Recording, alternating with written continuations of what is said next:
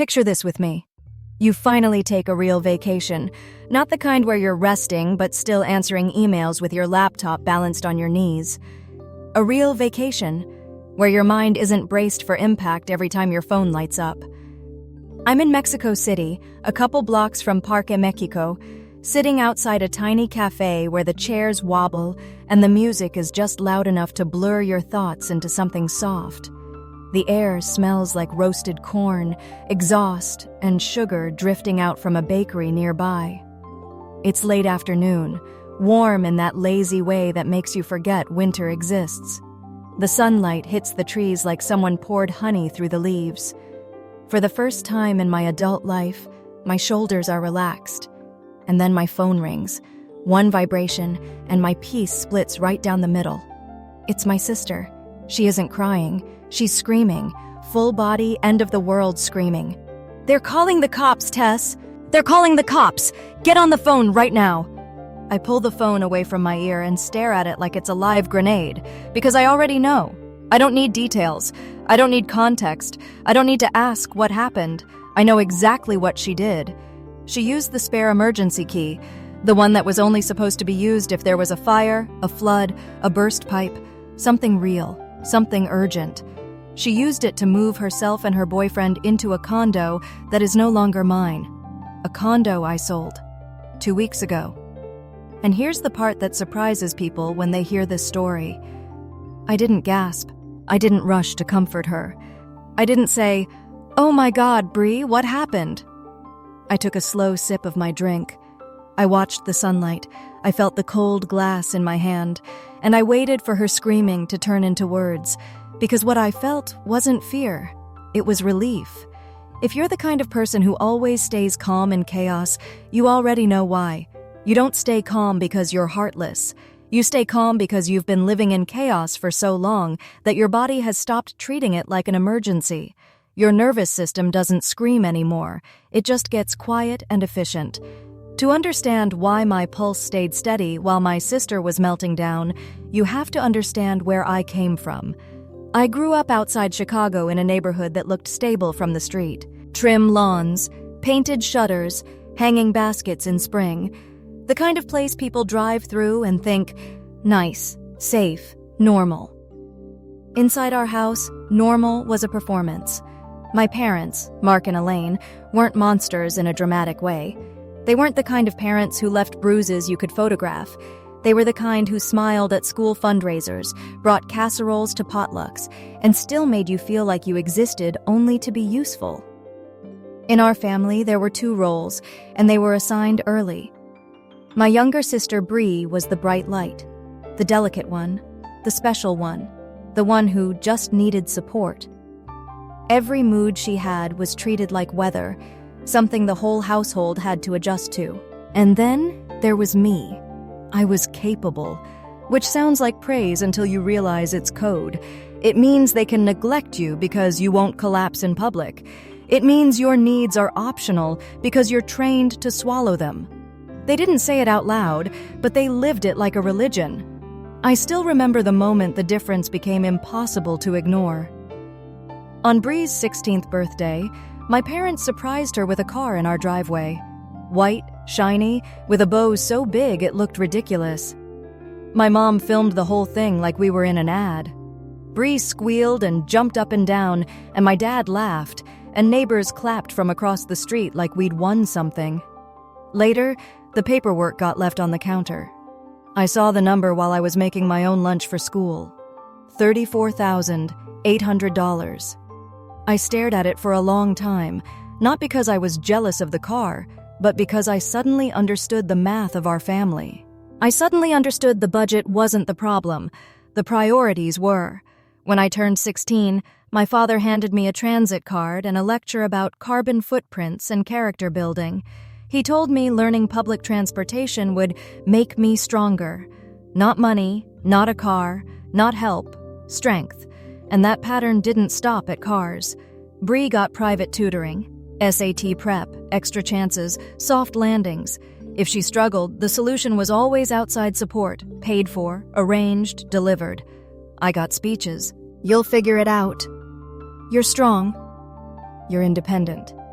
And every time they said it, what they meant was, "We don't have to show up for you."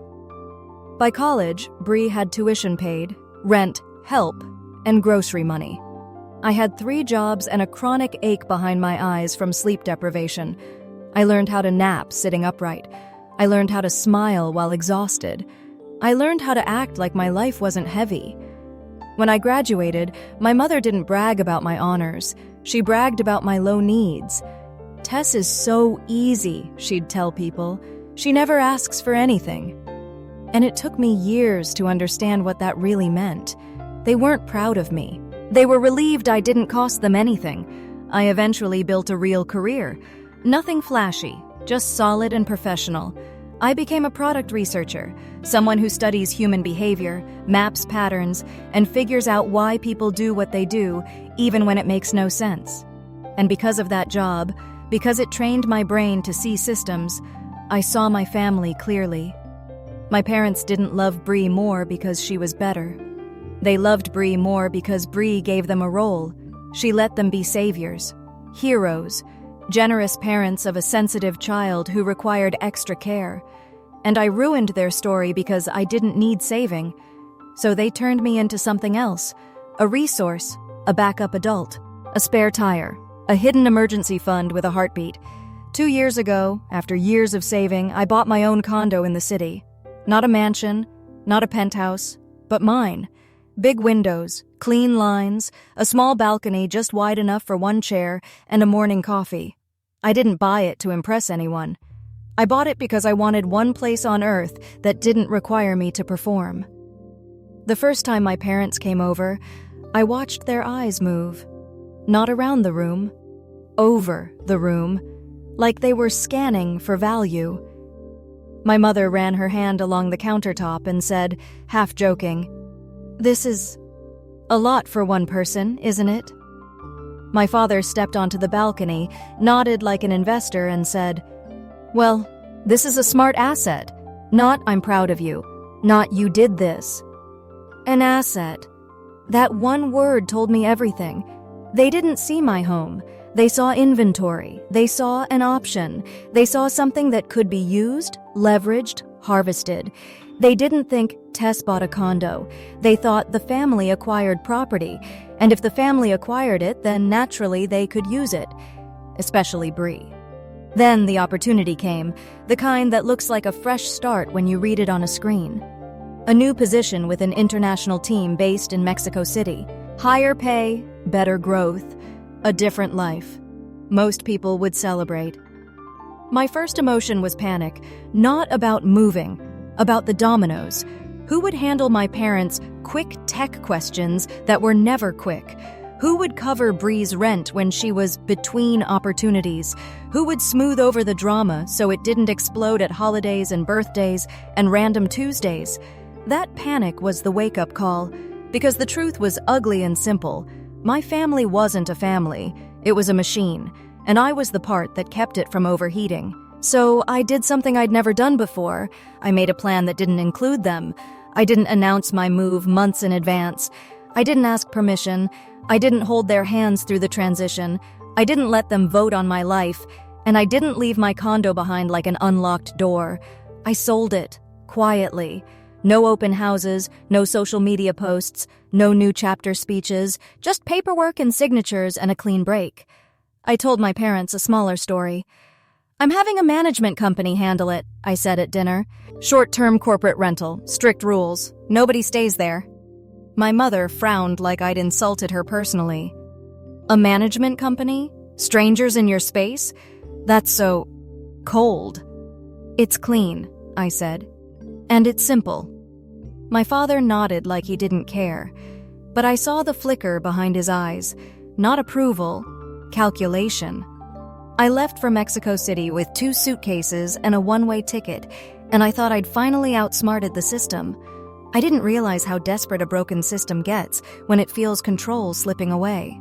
Which brings us back to the cafe, back to the warmth on my skin, back to Bree screaming in my ear. "They're saying we're trespassing," she shrieks. "Tess, tell them it's fine. Tell them it's my sister's place. Mom said it was okay. Dad said it was okay. Tell them." I stand up slowly, not because I'm panicking, but because my body wants movement while my mind locks into task mode. "Bree," I say, "put whoever's there on speaker." I hear chaos. A man's voice, a woman's voice, Bree's boyfriend muttering, something thumping like a box hitting the floor, a door slamming. Then a man comes on, his voice tight with anger and adrenaline. "This is Daniel," he says. "We bought this condo. Your sister and some guy are in our living room claiming they live here. We called the police." He says the last part like he can't believe he had to do it. I take one slow breath.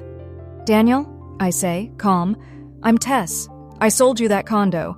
I'm sorry you're dealing with this." In the background, Bree starts wailing. "Tess, tell them I can stay. Tell them it's fine. Mom said, Dad said—" "Bree," I say, and my voice cuts clean through the noise.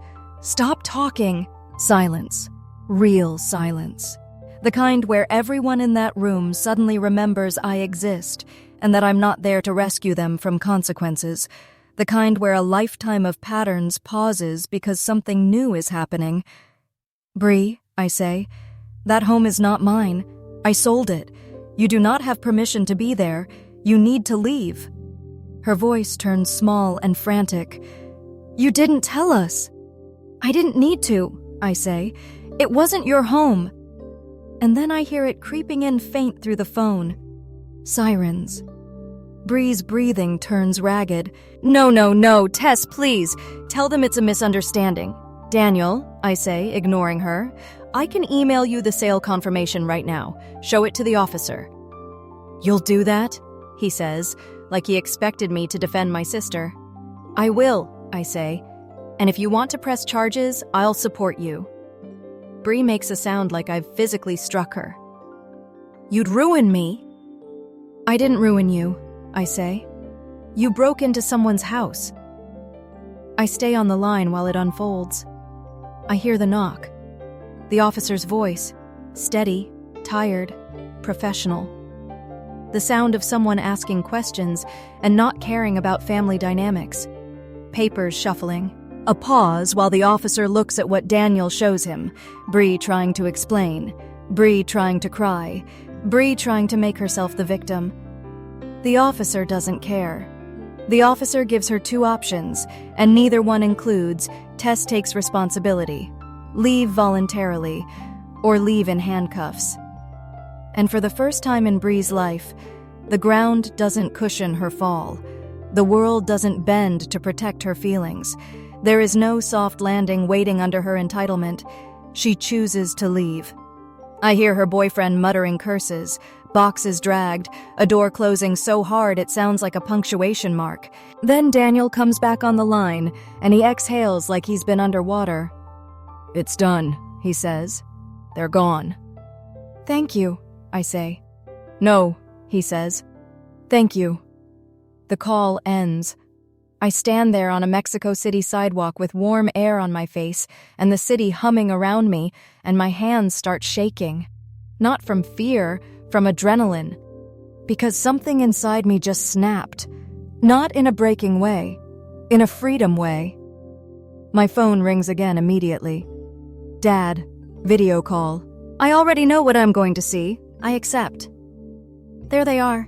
Mark and Elaine on their couch like they're about to file a complaint at a hotel. Bree wedged between them, face red, clutching tissues like evidence. My father leans forward, filling the screen. "What the hell is wrong with you?" he snaps. I blink.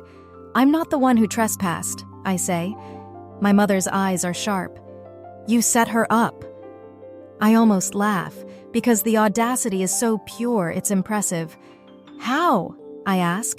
"By selling my own property?"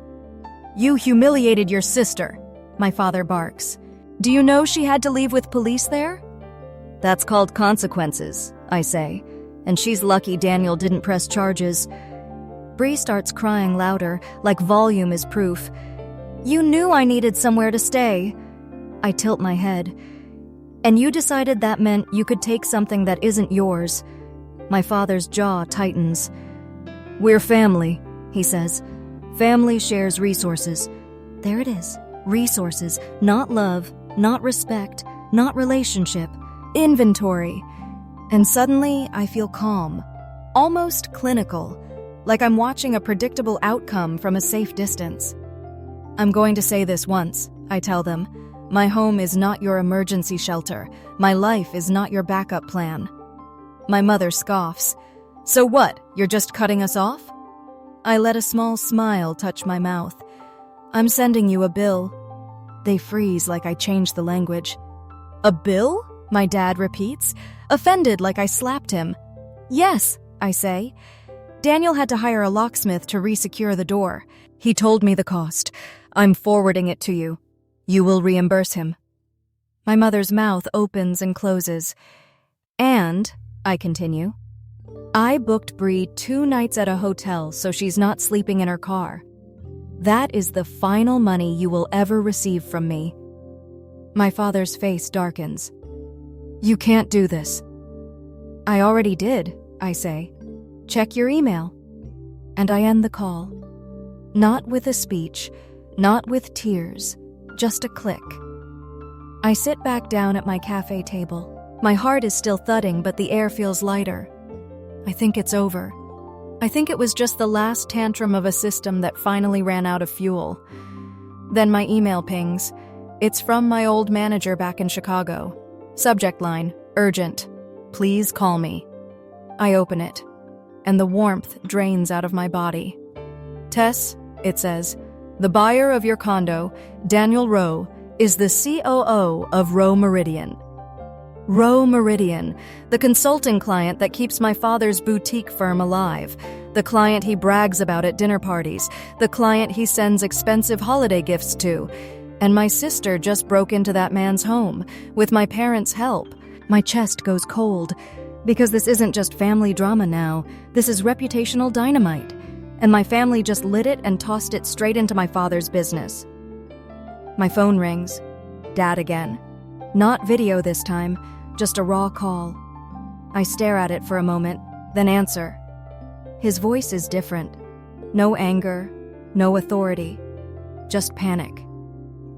Tess, he says, and I can hear him swallowing hard. You have to help me. I don't speak. He rushes forward like if he stops talking, he'll drown. Daniel called. He's furious. He said he's pulling the account. He said he can't trust a man whose family thinks the law is optional. I let that sit in the air between us like a verdict. He lowers his voice, suddenly gentle, suddenly pleading. You need to email him. Tell him it was a misunderstanding. Tell him you gave Bree permission and forgot to communicate. Just take the fall, Tess. Please. And there it is. The oldest request in our family. Be the shield. Be the sponge. Absorb the damage so everyone else can stay clean. He's asking me to ruin my credibility, to paint myself as unreliable and careless, to protect him from consequences that were never mine. I look out at Mexico City. People laughing, someone walking a dog, a vendor fanning smoke off a grill. Life continuing as if my family isn't trying to drag me back into their machine. My voice stays calm. No. He inhales sharply. You don't understand, he says. If we lose them, the firm collapses. We lose the house. We lose everything. I pause, and when I speak again, my voice is quiet. Dad, you used to tell me consequences were the best teacher. His voice cracks. This isn't the time. It is exactly the time, I say. I'm not lying for Bree. I'm not lying for you. You don't get to burn down someone else's home and hand me the match. His anger tries to rise again, because anger is familiar. Anger is his armor. You're selfish, he spits. And for the first time in my life, that word doesn't stab me. It doesn't hook into my guilt. It doesn't make me scramble to prove I'm good. It lands like permission. Yes, I say, I am. Then I hang up, and I block his number, then my mother's, then Bree's, then anyone who ever called me only when they needed something. 6 months pass. No dramatic apology, no reconciliation, no holiday miracle, just silence. And nobody warns you about what silence does at first. At first, it feels like you're missing something. Then you realize what you're missing is stress. Through mutual connections, I learn what happened. My father lost the Roe Meridian account. Not quietly, either. Daniel told people why. Not as a revenge campaign, more like a warning to his network. If you can't control your household, you can't be trusted with mine. The firm shrank fast, staff cut, office downsized, pride shattered, and Bree? When the money dried up, the world stopped bending around her. No more transitional months. No more just until she finds herself. No more rent coverage disguised as support. She got a job. A real one. Front desk at a medical office in the suburbs. Not glamorous. Not what she thought she deserved. But it was hers. And the strangest part? I didn't feel cruel. I didn't feel guilty. I felt clear. Because I didn't destroy them. I stopped rescuing them from the lives they built. Tonight, I'm sitting on a small balcony with a cheap chair and a plant I'm trying not to kill. The city hums below me. Music, traffic, laughter, warm air, distant horns. A dog barking once and then quiet again. I'm alone. No emergency contacts in my favorites list. No holiday dread on my calendar. No buzzing phone asking me to fix a printer, cover a bill, smooth over a meltdown, translate their emotions into something manageable. For years, I thought solitude would mean I failed. Now I understand what it really is. It's oxygen. It's peace. It's my life finally belonging to me. And if you've spent your whole life being the reliable one, the fixer, the buffer, the financial plan, the emotional dumpster, hear me clearly. You are allowed to walk away. You are allowed to stop being useful. You are allowed to let people face the consequences of what they chose. Because the moment you stop acting like their safety net, they either learn to stand or they fall. And either way, you finally get to breathe. I take one slow sip of my drink and let the night settle around me. Bitter, cold, perfect. And for the first time, I don't feel like the backup plan. I feel like a person. I feel free.